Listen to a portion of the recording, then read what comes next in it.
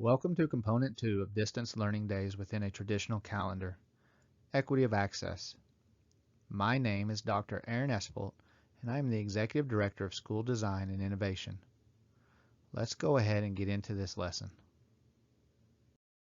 The best way to understand this component is to remember that equity doesn't mean equality.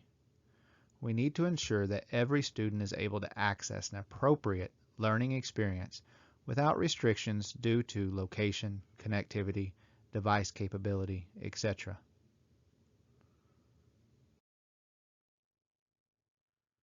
As we look at Component 2, Equity of Access, the best way to frame this conversation is just to remember that a district cannot require a student to provide their own learning device, connectivity, or materials. An example of this would be if your district decides to choose an online learning platform for all secondary students. Then you must provide connectivity to any student who may not have it at their home, or provide an alternative learning opportunity as we spoke of previously. However, you may also determine that teacher-created packets, textbooks, or other alternative instructional materials are more educationally appropriate for your students. Remember that you do not have to use technology only, but the intent of this component still applies, and that is that the rigor and relevance of the lessons are equitable regardless of the delivery method.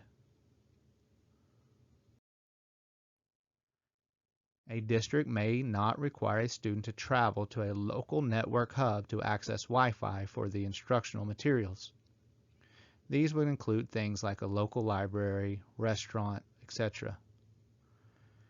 If the district is using other materials to provide the instructional content to students, then they cannot require students to travel beyond their normal bus route to receive or deliver packets. For example, think about using a distance learning day for a bad weather school closure. You wouldn't want to require those parents to drive to school to pick up any type of packets. Planning will need to occur prior to any type of distance learning day on how students will access materials.